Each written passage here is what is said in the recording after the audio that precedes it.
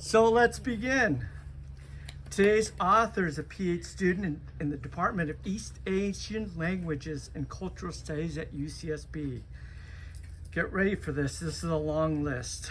Previously, he was a Schwarzman Scholar and worked as a program coordinator at the Berggruen Institute's China Center. He is a co-founder of Bawo Foundation, a nonprofit organization dedicated to nurturing holistic education, sustainability, health and wellness, and culture in India. Jin Young completed his undergraduate degrees in liberal arts and international politics from Waseda University and Peking University. He leads annual mindfulness-based expeditions to Himalayas. During his free time, if he ever has any, he moonlights as a writer and teaches Tai Chi.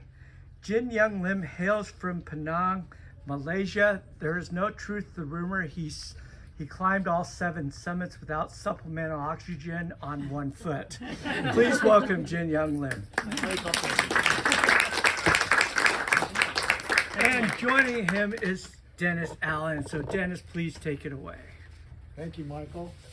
And thank you, Chaucer, for hosting this. There's some seats up front, so if you want to come up and get more comfortable, please do so. Okay. I'm not going to bite you. Look at this. Teacher's pets. And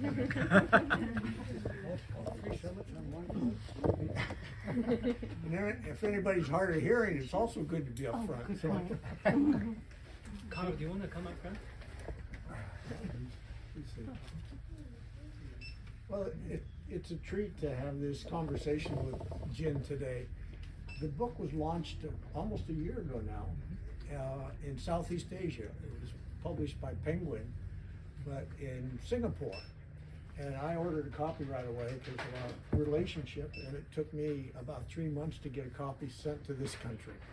But there's been these conversations like we're having today with book signings in a number of places through Southeast Asia and a number of different countries and a number of different cities. But this is the very first one in the U.S. today, so this is a privilege getting together. Thank you, Dennis. And I hope we'll have a chance to talk about some more of your masteries, because you have so many of them. You mentioned Tai Chi, but there's also Chinese calligraphy. He's very accomplished in that art. There's also the tea ceremony, the Chinese pu'er tea, and he's not only a connoisseur of it, but he's also an expert in the history of it and the way the Chinese honor that ceremony. We heard a little bit about the foundation that you co-founded for going to Ladakh. Ladakh is an area in the Himalayas in the eastern part of India. Northern part of India. Northern, yeah, and the eastern side, but northern, yes. And you made about almost a dozen trips there before you started the foundation, and now they go back every year and they work to try to save the culture of that region, which is a very old culture, and also to improve the quality of life, both health-wise and nutrition-wise, and yet respecting the wonderful tradition. So he has many. And when he's a world-class badminton player. So he's got a lot of things going for him. So it's great. So let's turn to the book. And the title is The Dao of Flow, and let's start by talking about the title. The subtitle is A Journey to Discover the Ancient Wisdom of Water, but Dao and flow are two big concepts. So why don't you start by giving us your definition of Dao and also what flow means to you and how you link the two together. Okay. Well, first of all, I just want to thank Dennis for doing this with me today. He's one of the first people who purchased and read the book and discussed it with me. And also there's really a lot of friends that are gathered here today, and you're really all my favorite people, and I feel nervous a little bit, but also very at home because you're here. And also new friends that I look forward to connecting. But for those of you who haven't read the book, in a nutshell, the book is kind of a partial memoir. It's a collection of stories of different individuals, mostly my mentors and role models. And it's also kind of a philosophical treatise on Taoism. And I kind of engage with water as a powerful metaphor for talking about Taoism. And so the word Tao is very fuzzy, you know. People always talk about the Tao of this, the Tao of that. If we look at the Tao Te Ching, which is one of the classics of Taoism, I think we can sort of dissect Tao into three different sort of definitions. Like one is the holistic Tao, which is that everything is happening within the constraints of the Tao. You know, it's like the Indian Shivanatha Raja dancing, the good and bad, everything is part of the Tao. So it's kind of embracing dialectical oppositions. And then the other Tao is the natural Tao, is what my mentor Roger Ames would call it. It's kind of patterns in nature that are well worth emulating. And so if you look at the forest functions according to the natural Tao. And there's a lot that we can learn from just observing and immersing ourselves in nature. And then the Tao Te Ching, in some chapters, they also talk about the Tao of humans. You know, how humans as emperors or as individuals should act. And they often use a lot of metaphors to talk about how humans should learn to emulate the natural Tao. For example, they said that the supreme good is like water, because water nourishes all sentient beings without conscious striving. And it does so naturally, and humans should learn to emulate the qualities of water. And there's also a saying that water is the softest thing in the world, but in penetrating the hardest, nothing can really surpass it. So it's kind of, I think the essence of it is to use skillful means or wisdom to achieve, you know, what you want to achieve in life without using brute force. And that's the flow component of it. You know, how can we flow through life? And it's not just doing whatever you want. You know, if we look at all the different arts in China, whether it's calligraphy, Tai Chi, or painting, it's hard to reach high mastery if you start from nothing. You kind of have to start by emulating the work of the ancient classics, and then you try to innovate out of it. And then at some point, things just flow naturally. And there's a saying, you know, my Tai Chi master always reminds me that once you master the whole sequence of Tai Chi, you kind of want to approximate the qualities of drifting clouds and flowing river. So there's not too much sudden, abrupt acceleration or deceleration, no pause in between, and just to keep things going in a very harmonious rhythm. So yeah, that's kind of the Dao of Flow in a nutshell. Well, you maybe got a touch of this, but the book has both your personal journey and your relationships with many of the big thinkers and humanist activists, really, that you've had contact with. But it also has philosophy and history. And these are all three big things that are tough to put in a single book. Yeah. So how did you weave them together, link them together? How did you meet this challenge? How did you decide to do that rather than just sticking to one of these pieces? Yeah. So when I first started writing, it was during the pandemic, and I started journaling and putting down onto paper my most cherished memories out of fear of losing them. And I remember the first chapter I wrote was chapter 7 and chapter 8. And chapter 7 was about me taking a class in China with a Stanford professor called Scott Rosell. And that class, he talked about how 40 million years of geographical history in China shape its culture and eventually shape its political system. And I was so impressed by that lecture. I'm not going to go too deep into it, but it's basically about how India as an island broke off from Pangaea and came crashing into Eurasia, and it pushes the Himalayas up, and it creates all this flow of mountains across China. And so in China, you see a lot of isolated villages in southern part. And Scott Rosell is just a fascinating scholar and practitioner he's a development economist, and he was very curious about solving the rural education crisis in China. He discovered that in China, if you go to the rural parts, they tested the IQs of babies and the IQs of students in rural villages, and then the IQs of students in the city, and they found that there's a discrepancy. It was much lower in the rural parts.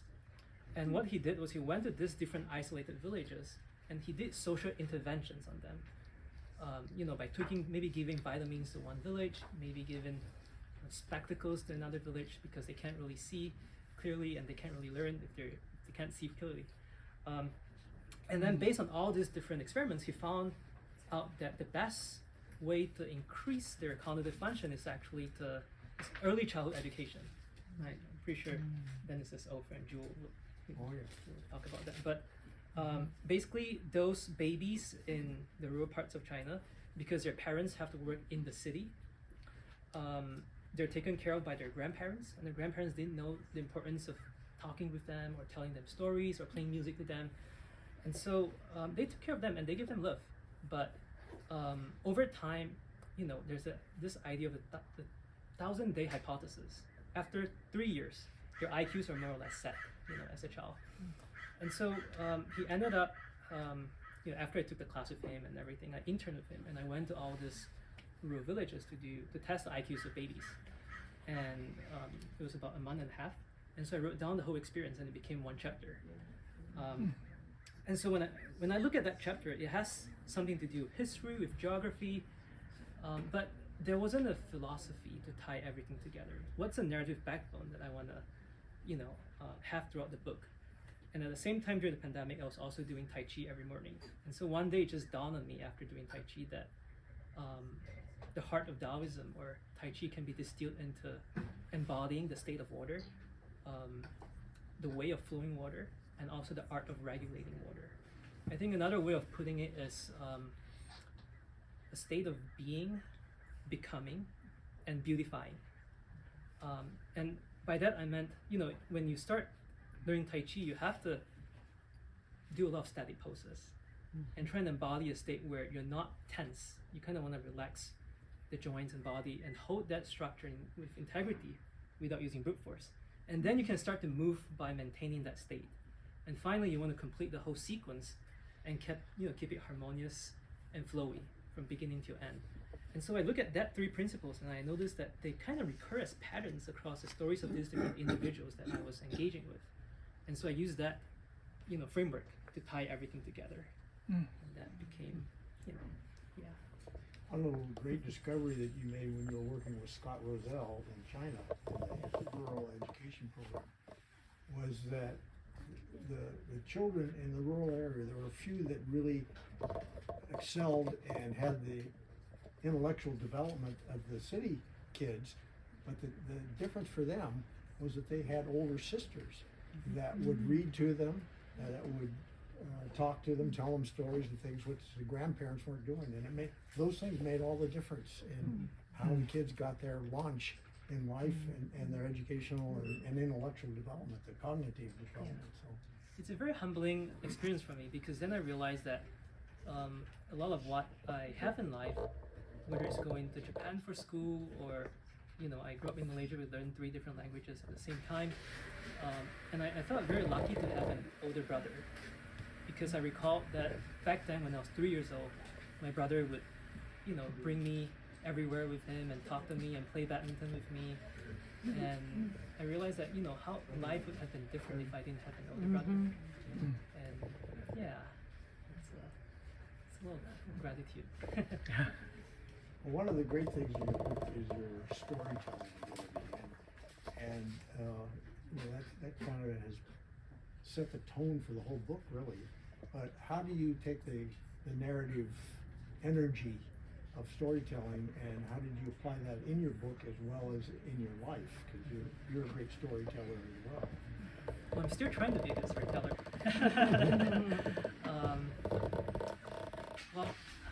A mentor once told me that life is kind of like a rocket.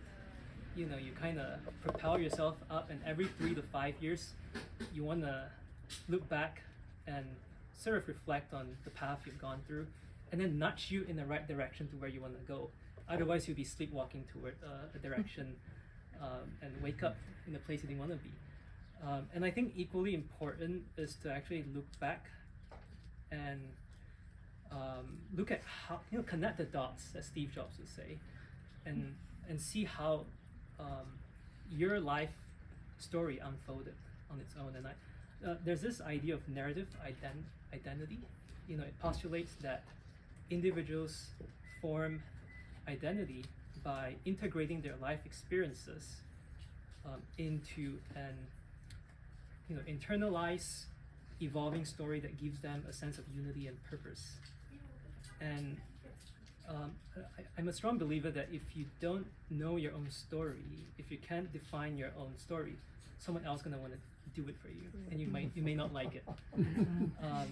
And sometimes you may construe, stories that may not be helpful to yourself either, and there's a need to sort of reflect back on that story and think whether that was the true story or not.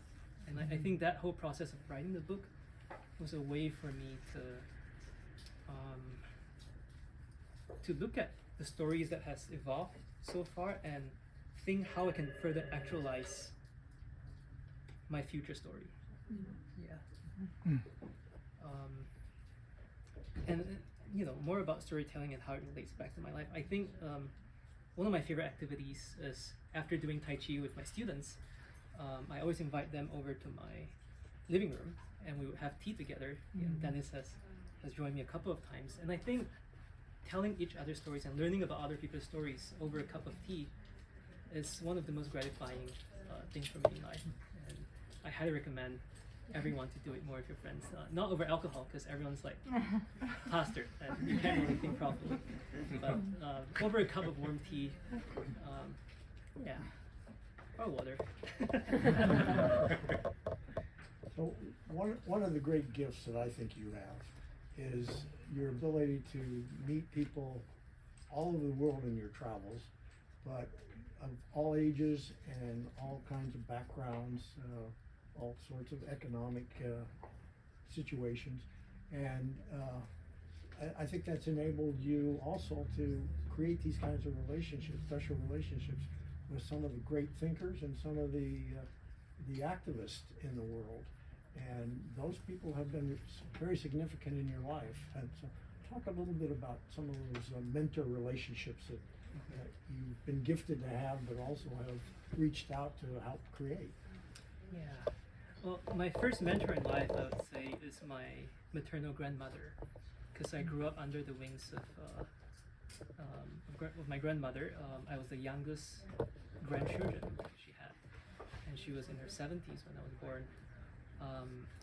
And I think she, in Japanese culture, when I was there, I learned about the idea of robaishin, which means grandmother's heart. And I think with my grandmother, she taught me unconditional love. And I think, when I see old people, there's always a soft spot for me because it reminds me of my grandmother, and she passed away when I was doing my first year at Waseda in Japan. And more recently, my closest mentor in life, he passed away last year, and Sharon, who's here today, was a former colleague of David Hawley. He was a former LA Times foreign correspondent, and he covered some of the world's most important events in the latter half of the 20th century. And I remember last year when I was hanging out with David for the last 5 precious days that we had together in Tokyo. I asked him, we were in a restaurant, and I said, what was your first impression of me, David? And David was like, let me think. And he was like, well, I did remember you were always staying back after class to talk to me and ask me a bunch of questions. And then one day I asked if you wanted to go to Chaika, which is a Russian restaurant at Takadanobaba with me. And you looked so surprised and shocked that you can actually have a meal with this star professor in our department. And he said, I immediately said yes, and I was so excited and looking forward to that dinner. I went up there, and he said he saw me coming into the restaurant, and I sat down. I was a little bit nervous, but slowly things kind of warm up and opened up, and we kind of talk about all kinds of things. And he said, and now, looking back, 10 years have passed, and now you're a social butterfly going around networking with everyone in China, in Ladakh, and everywhere. And he said, well, I'd like to think that maybe I have, planted a little seed in you to, maybe the heart of a journalist, this curiosity that you have when you meet someone, and this desire to learn about their stories and share it with other people. And then, more surprisingly, when I look back, that last conversation when I asked him what his first impression was with me was also in Chaika, in the same Russian restaurant where we first started our friendship. And I think David was there to mentor me through the writing process of the book. Every time I finished a chapter, I would send it to him, and he would meticulously correct them or send me comments and feedback. And I remember waking up in the morning and I wrote this in the acknowledgement that seeing an email from David was kind of a hit of dopamine and serotonin for me. And it's just something that AI would never be able to replicate, the kind of mentorship with a teacher. I want to turn a little bit to some of the, I don't know what to call them, they're not really crafts, but areas of life that you've mastered, like calligraphy and the tea ceremony, and of course Tai Chi. And Tai Chi's he's getting a lot of attention in this country in the past few years, but because of the wonderful benefits that come from it, physical benefits of training, respiratory benefits, meditative benefits, and you've integrated this. It's a daily practice in your life, and it is in mine too, thanks to you. We met in a line with Tia, about a little over a year and a half ago, at a Pico Iyer book talk, yeah. And we got and Pico Iyer, of course, has to talk to everybody before he signs their book, and so the line moved very slowly. So we were in line together with Jenny and Tia, and we all started chatting, and that's formed a relationship that's been very special for the last year and a half for me, certainly. And out of that, we started doing Tai Chi. So, the Tai Chi program has 108 poses, and they're a sequence, and they take quite a while to mentally master them, but also physically. And he's always saying, relax in it, relax in it. So, but seeing him do it, it's like a work of art. I mean, it's balletic, it's got so many aspects to it. And, so I wanted to get your take on mastery, because you've applied this element of really, I wouldn't say conquering, but integrating something like calligraphy or the tea ceremony or even badminton or Tai Chi into your life. And how does your notion of mastery, how have you gained the discipline to pursue these? Because I think the calligraphy thing you did during the COVID. So you seem to always be engaged in one of these things. And is there a difference in how you approach each of these things? Again, areas of life. They're not really crafts. But. Well, I'm really impressed by Dennis. He's my most dedicated student. Because I have many students, and some of them are undergrads, some are grad students. But Dennis is the most accountable and most dedicated student I ever had, and he comes every Sunday. And he's mastered the whole sequence. I'm not sure if master is a great word, because I don't even think I am a master of any art. If someone says he's a master, just run away. He is a master. Master as a practitioner and a teacher, both. Yeah. But I think Taoism is very, again, humbling, because it says that, like, in my epilogue, I wrote that once you reach the mountaintop, what should you do? You kind of come down, and then you repeat the whole cycle of ascending the mountain again and coming back down. And so the whole idea is to approximate, drifting clouds and flowing river. And it takes a lifelong process to do that. And it's not just in Tai Chi, because once you can do it in Tai Chi, you kind of want to translate that spirit into your day-to-day life, into everything you do. Like, can you relax better when you're working on my research, for example, or when talking with someone? How can you kind of ease into it? So it's kind of a philosophy. But I think from a Taoist perspective, when we talk about mastery, I can pull out maybe 1 or 2 stories from the classics, the Taoist classics. Like in the Zhuanzi or in the Liezi, there's this one story of Confucius going to the state of truth. This is during the Warring States period, 2,000 years ago. He's going to a different state from where he came from. And he saw this one man, bended over with a crooked back, and he was picking up cicadas, the insect. And he does so with so much ease and grace. And so Confucius asked him, like, how do you do it? And he said, oh, every year in May and June, in the summer, I would bounce balls. If I can bounce 2 balls, then with a rod and line, I would be able to catch, maybe a fraction of the cicadas. If I can balance, by the time I can balance 3 balls, I would miss 1 out of every 10 cicadas. And then if I can balance 5 balls, I don't know, 3 balls, I'm not sure about the specifics, you can reference the Liezi or Zhuanzi, then I hardly miss any. And Confucius, and he said, oh, when I reach that state, my body is kind of like a log. It's kind of still and stable. And my arms are kind of like withered branches. They're so relaxed. And I would just simply quietly bring my hand over and pick them up, and they wouldn't even realize it because I put all my mind and my heart on the wings of the cicada. And so that Confucius turned around and said to his students, and he said, well, set your will on an aim, and you shall find the Tao, the way. The Taoists love to use Confucius in a bunch of their stories. They're not Confucians, but they love to use Confucius in their stories to make their point. And so these might not be a true story that involve Confucius. So once you reach that mastery where you can balance the balls, I was just telling my cousin Kevin this morning that I think the idea that a jack of all trades is a master of none is kind of a fallacy, because sometimes when you pursue, say, 2 or 3 different arts, and you kind of improve in both, they kind of translate into one another.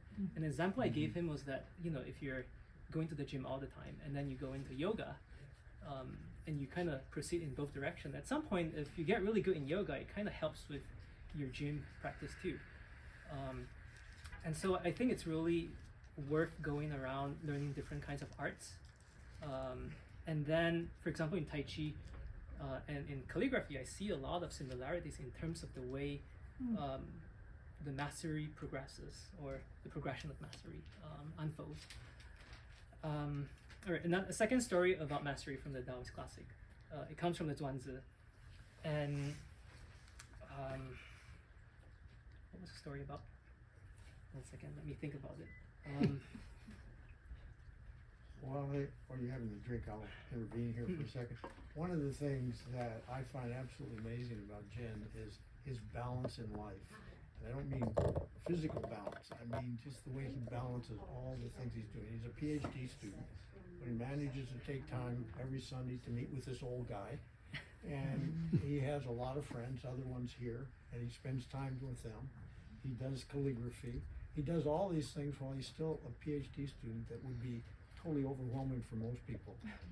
And it's an attribute of life that I think many people strive for. In fact, many businesses and nonprofits and government agencies are trying to help their employees or their staff achieve a better balance between their work life and their home life, with their kids, their fitness work, and their enjoyment, their entertainment, and so on.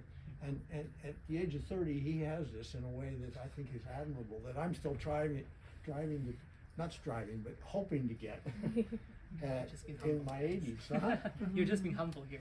Anyway, on with your second story here. Well, the second story is more, once you reach a certain level of skill set, then it really, you have to go in, deeper into the self for the second part of mastery. And I think there's a story about a wood carver named Qing in the Zhuanzi. And he's very well known for, back in those days, for carving bell stand. And those bell stand would look demonic and spiritual. And so, I'm not sure if it was Confucius. Oh no, it was a marquis from the state of Liu that asked this woodcarver Qing, like, so what is the secret to carving a perfectly demonic and spiritual bell stand? And he said, oh, well, before I start carving a bell stand, I would have to fast my mind and my heart. And I would fast myself for 3 days. And after 3 days, all the ideas of rewards and claims and accomplishments, they kind of fade away, they melt away. And after fasting for 5 days, rewards and punishments, both of my skill and my clumsiness, they all melt away. And after fasting for 7 days, I forget that I have a body and I forget that I have 4 limbs. And I set myself into the forest and I look at the patterns of the trees. And when I could see the bell stand emerging out from the tree, then I set my arms to work on it and I just carve out the bell. So what I basically do is I match the pattern of heaven with heaven. And so I think the second part of mastery is really going into this state where you actually let go of any preconceived notion, any kind of expectations, and then you bring out what was naturally beautiful in something. I got a ways to go. We probably all do. Anyway, let's shift gears a little bit and talk about Ladakh. You made a number of trips there, and what took you first there, and what stimulated you to eventually co-found this nonprofit foundation, and what are some of the projects and your hopes of achieving through the foundation? So Spao Foundation is based in Ladakh. It's part of the Tibetan Plateau, so predominantly Tibetan Buddhist region in northern India. It's sandwiched between Pakistan and Western Tibet, so you might have seen recently in Kashmir there's some conflict unfolding. I'm not sure if I can go this year. Hopefully, I mean, it's de-escalated right now. But I first went to Ladakh in the last year of my high school, right before I went to college in Japan. And I instantly fell in love with Ladakh, with the mountains, with the people. And there was one special friend, his name is Tenzin Gurmet. He graduated from one of the non-profit organizations, a school that we visited during that trip. And Gurmet was trained as a filmmaker. He was working for his the school that he graduated from as a means of paying forward and paying back. And we kept in touch after I left Ladakh. And I always reminisce about my time there. And one day in the middle of the night, it was a cold winter in Japan, I got a text from Gurmet saying, "Hey buddy, how are you doing?" I said, "Yeah, I'm doing good." You know, he said, "I'm coming to Japan." I was like, "What? When are you coming?" And I said, "Oh, I'm coming in a couple of months. I have to pass some brochures to some donors for our school in Japan." And I said, "Also, by the way, my girlfriend lives in Japan." I said, wait a minute, how did you even meet this girlfriend?" And he said, "Oh, well, I'll tell you when I'm there." So 3 months later, we met in an izakaya, which is a small restaurant, kind of a bar-like restaurant in Tokyo. And he and his wife were there, his fiancée at that time, who's also a Ladakhi, who went to Japan in high school. She got a scholarship and then stayed back to work for a hotel. And they met over summer. And so they quickly got married a year after that. And when I returned from China from a year of study abroad, the three of us would gather almost every month and we talked about our times in Ladakh. And I could sense that he felt disconnected from his homeland, traveling all the way to Japan, and he still has this desire to do something for his teacher and for his community. And so we said, how can we actualize our collective potential together? And so we thought, okay, you're a filmmaker, you've done so many expeditions for people. I was trained as a yoga teacher at that time, and I also taught, I was teaching Tai Chi. I said, why not? Let's start an expedition together, bringing people to Ladakh and learn from the nomadic people, from the organic farmers. We visit different nonprofits and some meditation, some yoga along the way. And I said, wow, that sounds like a brilliant idea. So we did that in 2018, right after I graduated from Waseda. So I didn't do any job hunting that year. That's my excuse for taking a gap year. And that one expedition sort of grew into 2 expeditions in 2019. And we decided, in 2019, we also brought a bunch of American students from Idaho to Ladakh. And we facilitated. Why Idaho? Why Idaho? Oh, Yeah, why Idaho? it's because one of our common friends works for Flourish Foundation there. And they bring students called What is Compassion. Sorry? What do you mean, the foundation? I don't know what you mean. Oh, well, I'll explain more about it in the. Well, you said it before, but why would that be the reason you bring the people there? Well, it's to learn from the local people and from nature. And also, we centered our expeditions around 3 things: growth, connection, and contribution. So we want them to connect deeply with local communities, with the students, and then to find a way to contribute back to them.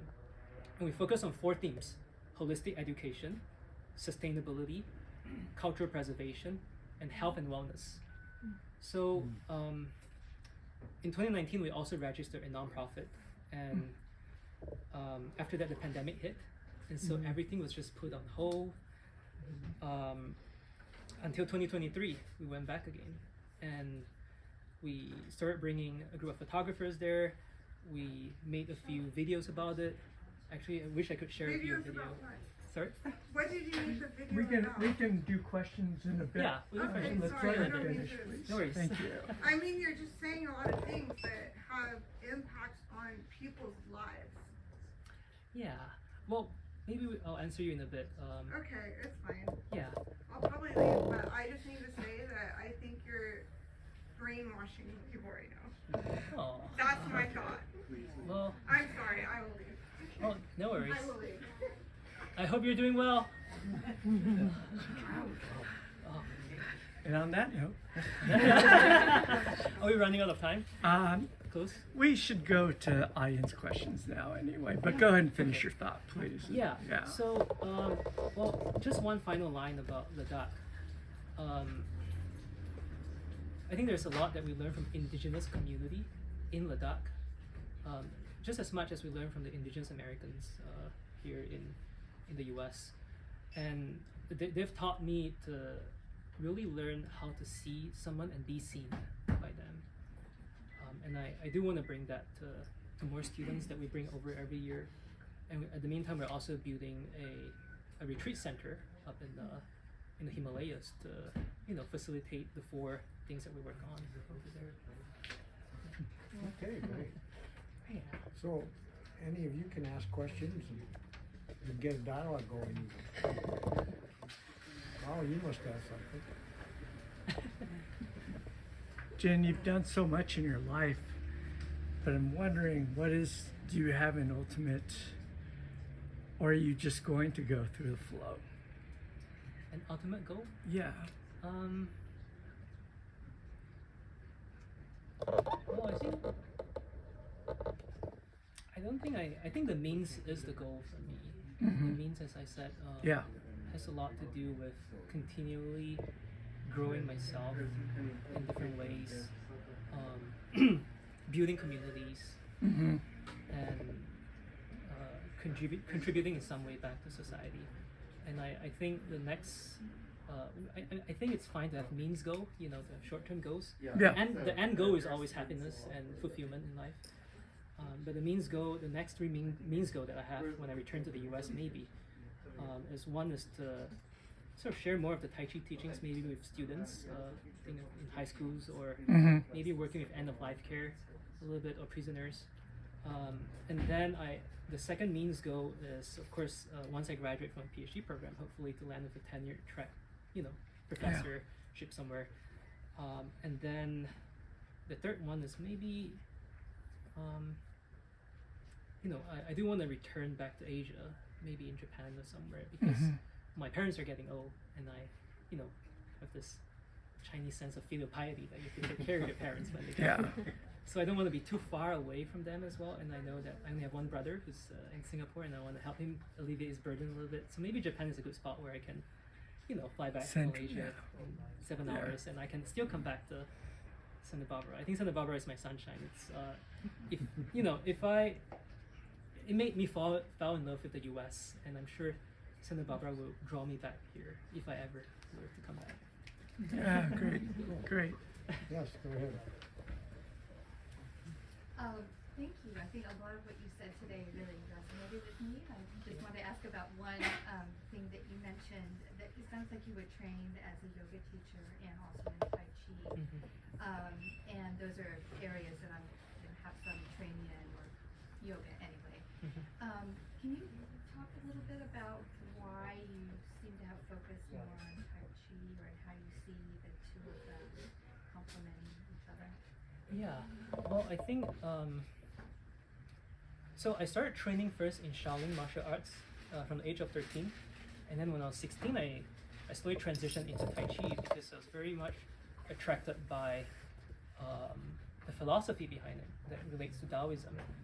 And then when I was 19, I really got serious into yoga, and I trained with 2 different teachers for about 500 hours in Thailand. And then in the second training, which is in the School of Universal Yoga with Andre Lapa, he's a brilliant person who studied with all the great masters, Iyengar, Patabi Joyce, and all of them. But I found that a lot of people in yoga are always pushing and pushing and pushing to reach certain asanas, certain goals, and Instagrammable posts. And at some point, I found myself falling into that toxic trap. And I was chasing after doing arm balances, handstand, and then eventually in the training, I hurt myself, my lower back. And then after that, I went back to doing Tai Chi every day, and that has really transformed my whole physiology. And then I was like, I've learned Taoism for some time now, but I haven't really embodied it in my practice if I've been pushing myself in yoga. And I don't think yoga is bad. I think there's a really skillful teachers in yoga who knows how to guide their students through progression in a slow way. And that, there are 5 different layers of the body in yoga philosophy, different koshas. And you want to go from the physical is really the first layer, and you want to go into the energetic, the emotional, the mental, and at last, it's really more of the spiritual. Yoga was started as a means to help people meditate better, to achieve a more, still state of mind. And so I think on the highest level, I think great Tai Chi teachers and great yoga teachers are, I think they can all share really great philosophy in their own traditions, and they can complement one another. I think yoga has a lot of stretching and strengthening. Tai Chi also has stretches and some strengthening poses, but in Tai Chi, it's a lot of strengthening goes to the lower half of the body, and they want the upper half of the body to be very relaxed. And it's also a way of circulating the body, and has to do with Taoist alchemy a little bit as well. I wouldn't go too deep into that, but yeah. But I highly recommend people to try both of them, as long as you don't do it with brute force. Yeah. Nice. Let's take one more question. Comment? Well, I'll ask one more. There's a lot Okay. in your book about sustainability, and of course that's very dear to my heart. But how did you see the Dao of Flow relate to authentic sustainability, and maybe share some of the experience that you had in agriculture, looking into sustainability and things like that. So. Sure. So I think ultimately sustainability in a Taoist perspective might be to align the Dao of humans with the natural Dao. And that could mean different things for different parts of the world and different community. In the book, I had a couple of stories related to, as you said, one is a natural farmer in Japan called Fukuoka Masanobu, who pioneered a way of no plowing, no tilling, no chemical fertilizers, not even compost, nothing. All he needs is to scatter the seed at the right time, in the right season, and then to return the straws of rice back into the field. And his field is producing more crops than any other field around the world. And he does so by going into the forest and looking at how forest is so diverse. It's not monoculture, but everything is flourishing. And why can't we do the same thing with farming? So he was the first person to pioneer this sort of no cropping, no tilling kind of a farming method. And it really resonates with Taoist philosophy of minimalizing what you have to do. And in the Tao Te Ching, they said the Tao treasures three things: compassion, frugality, and also humility. And this frugality is sometimes also translated as husbandry. Husbandry is felicitous in a sense, in the agricultural sense of growing and harvesting, but also in the economical sense of being sparing in how you use resources. So I think ultimately you want to, in Tai Chi we say, to move 1,000 pounds with 4 ounces. So, using very little force, but achieving abundance and the greatest possible benefit for all sentient beings, not just humans, and for our planet as well. When he started out, didn't a lot of people say he was a lazy farmer because he wasn't doing anything? He was Yeah. just observing and watching and thinking about it. And in the beginning, his farm failed. When he got back, he had this sudden awakening, and he thought, "Oh, everything is empty. We don't have to do anything." But then his farm started attracting all kinds of diseases, insects, and then it was ruined. It's because humans have interfered so much in that environment. You can't just turn the monoculture plantation right away into an organic farm or a natural farm.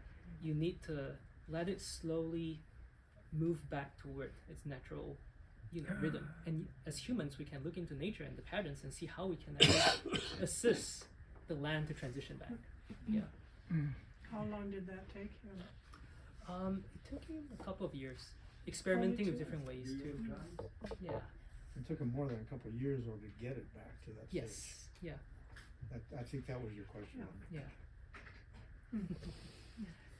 Final thought, Jin Young, Yes. about your experience today and seeing all these people. What has Yeah. this meant to you? It's very heartwarming. Yeah. It's really a testament to the strength of community revitalization in Santa Barbara. I think a lot of people here are some of the kindest people I met in my life, and I think someone taught me Santa Barbarians are not barbarians, but they really love this city, and I think they're doing a lot. I know Dennis runs a column for the Santa Barbara Independent talking about sustainability, and Carl is also working with the natural history, the Museum of Natural History, and I really sense that people care for the environment here, and they're trying to protect it. And another common friend of ours, Paul Relis, he started the Community Environmental Council, and I think that has a lasting impact here. So I really want to thank everyone who came here today. You all will always have a place in my heart, and I hope we continue to deepen this friendship and this relationship. And please, mingle and talk with one another, because I do want my favorite people to know each other. And if we haven't met, please come up and say hi, and I'd love to know you. Jin Young Lim, thank you so much Thank for you, coming. Mike, and Thank thank you, you. Calvin.